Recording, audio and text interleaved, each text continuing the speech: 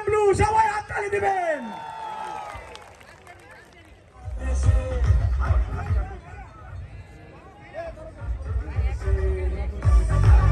বাংলাদেশে জন্ম নেওয়া প্রথম বেলজিয়াম, খুব মাংসের জন্য খুবই বিখ্যাত।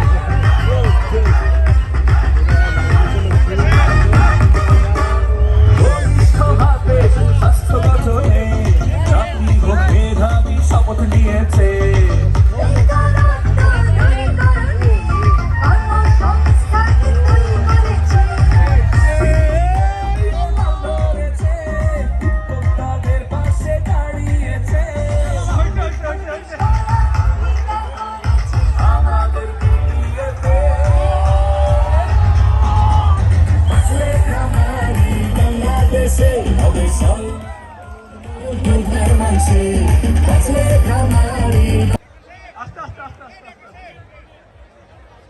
আচ্ছা, একটু আগে আমরা যে পাগলা গরুটা দেখলাম, এইটা বেসিক্যালি বেলজিয়াম ব্লু ছিল, যেটা ওর মায়ের পেটে বাংলাদেশে এসে জন্ম হয়েছে এবং ওইটা বাংলাদেশে একমাত্র বেলজিয়াম ব্লু এ পর্যন্ত। এবং ওই গরুটার ফার্মের মালিক হচ্ছে ডাচ ডেইরি, নরসিংদী মুন্সিগঞ্জে ডাচ ডেইরির পক্ষে কেউ আছেন কথা বলার?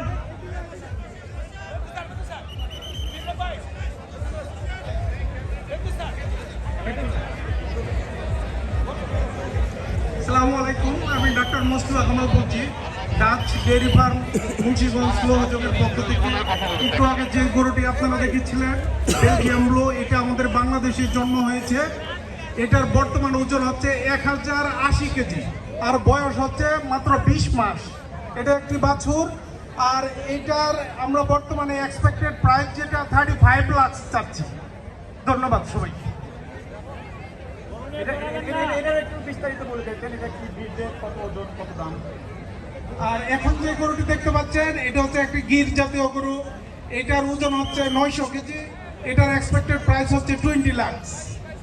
ধন্যবাদ। আমি ফেরদৌস ভাই দৃষ্টি আকর্ষণ করতেছি, একটু মাঠের মধ্যে যদি আসতে। ফেরদৌস ভাই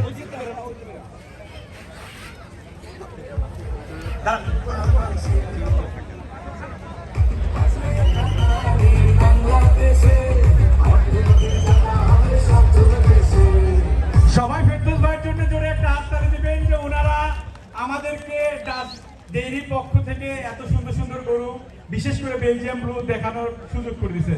ফেরদৌস ভাই আপনার কাছ থেকে কিছু জানতে চাই। আসসালামু আলাইকুম দর্শক, আমাদের ডাচ ডেইরির পক্ষ থেকে আপনাদেরকে স্বাগত এবং শুভেচ্ছা জানাচ্ছি। এই আসন্ন এই কোরবান উপলক্ষে আমাদের একটা বিশেষ সারা বাংলাদেশে একটা উৎসবমুক্ত পরিবেশ থাকে, সেখানে আমরা এই প্রাণী এই অনুষ্ঠানটা হচ্ছে সেটা আমাদের আশা করি আপনাদের জন্য সবার জন্য আসছেন এবং এটা উৎসাহজনক, আপনাদেরকে ধন্যবাদ। কিন্তু এখানে আমরা যে বেলজিয়াম ব্লুটা দেখাচ্ছি সেটা হচ্ছে আমাদের দ্বিতীয়, প্রথমটা আমরা গত বছর সেল করে ফেলছি। এখন আমরা জাত উন্নয়নের জন্য কাজ করতেছি, আপনারা উৎসাহ দিবেন এবং আমরা বিভিন্ন রকম জাত নিয়ে কাজ করতেছি। আগামী হয়তো 5 বছরের মধ্যে আমরা বিশেষ একটা সাফল্য অর্জন করব ইনশাল্লাহ। এখানে যারা আমাদের যারা এখানে অনুষ্ঠানটা করছেন, ইমরান ভাই এবং সাথে যারা আমাদের এই খামারের পক্ষ থেকে আপনাদের সবাইকে আমরা ধন্যবাদ জানাচ্ছি। ধন্যবাদ আপনাদেরকে, thank you very much. Ferdous ভাই, আমি আরেকটু জানতে চাই যে আপনারা নিশ্চয়ই কোরবানির জন্য গরু বিক্রি করেন, আপনাদের কাছ থেকে মানুষ কিভাবে দেখতে পারবে, কিভাবে কিনতে পারবে, একটু বিস্তারিত যদি বলতেন। ধন্যবাদ। আমরা আসলে এখন ইন হাউস সেল করতেছি, আমরা কোনো